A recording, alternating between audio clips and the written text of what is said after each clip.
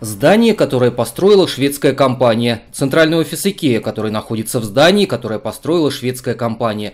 Полицейские, которые пришли в офис IKEA, которое построила шведская компания. Это вовсе не сказка, а всего лишь рабочий вторник, 9 августа. Следователи приезжают сюда не в первый раз.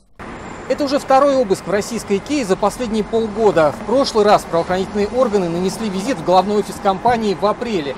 От каких-либо комментариев следователи пока отказываются, только подтверждают, что нынешний обыск связан с ранее возбужденным уголовным делом. Дело, о котором идет речь, берет свое начало еще в 90-х. Когда-то эти 16 гектаров принадлежали сельхозпредприятию под названием «Химки», но в 93-м по решению районной администрации у сельхозпредприятия ее забрали и отдали в аренду компании IKEA. И вроде никто не возражал. Шведский концерн построил здесь 2 корпуса бизнес-центра, а следом выкупил землю. Вот тут-то и пришли с обысками. Компания IKEA сотрудничает с правоохранительными органами, предоставляет всю необходимую информацию.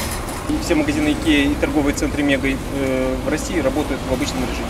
Уголовное дело, по некоторым данным, возбудили по статье мошенничества. Следствие подозревает, что документы в том далеком 93-м были оформлены с нарушениями, а сама земля выкуплена в 10 раз дешевле ее рыночной стоимости. Одновременно с этим юристы сельхозпредприятия подали на IKEA в суд.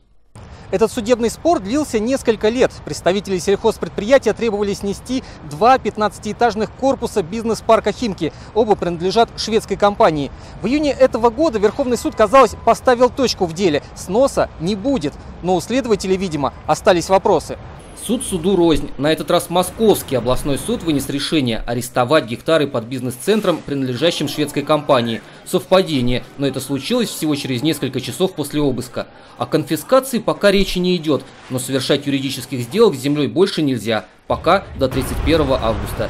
Сергей Дик, Игорь Дорошенко. Настоящее время.